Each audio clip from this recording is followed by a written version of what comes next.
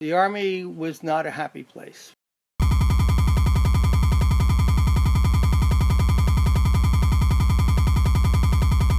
At first, I was in the Army in Germany, then involved in a bad accident during field operations. I spent a year and a half in an Army hospital, and then while I was still in the hospital, there was a thing called the Tet Offensive that started. The Tet Offensive was a big war that started in the beginning of 1968. And when things were going very badly, the Army did what every Army on every side in every war has done since the beginning of wars, which is they took people from where they could find them and put them into the middle of the battle. And so I, along with a lot of other people, was taken out of a hospital, stuck on an airliner, and went off to Vietnam into the Tet Offensive.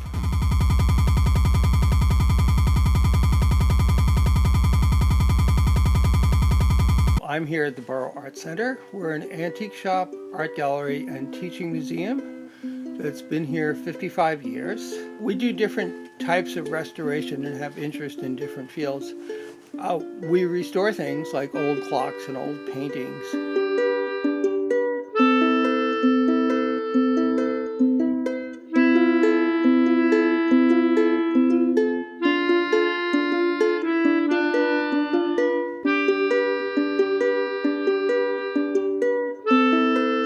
I actually never had any intention of ever being here and doing this. I came here and started working with my mother, who was one of Central New Jersey's early women's businesses.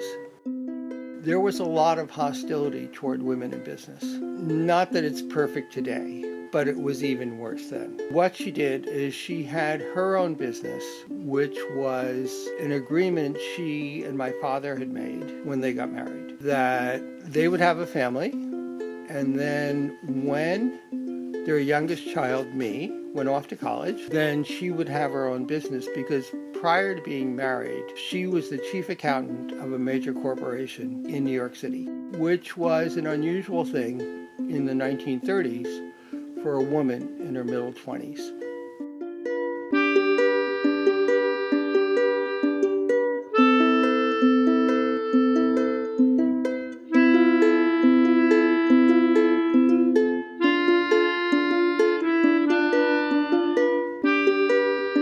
This is the original building. Can you see that from where you are? Taken from roughly the same position. Here is the same building from the side to your right.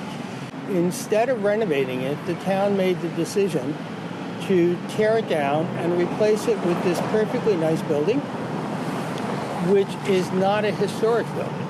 This little village had probably 35 or more, close to 40, National Register eligible buildings, like the one that used to be here as the Borough Hall, which was a National Register building on the day they tore it down.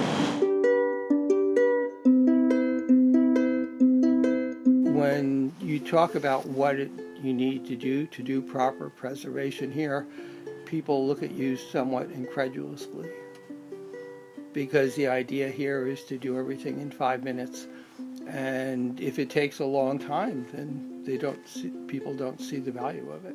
Well, this is the throwaway society that we live in here, that when the issue of preserving this town was something I was involved in back 40 years ago, there wasn't much interest. For example, the Franklin School was torn down and thrown away, the nicest building in the town, as well as a lot of private homes where people simply decided, well, this is a nice old home, but it could tear it down and build 2 bigger homes and sell it for a lot of money, and so things are gone. And so on and so forth, all over town. Although a large portion of what was here 30 or so years ago has been basically thrown away. So there's very little left of what was here 30 or 40 years ago. There's still enough left to make it worthwhile preserving.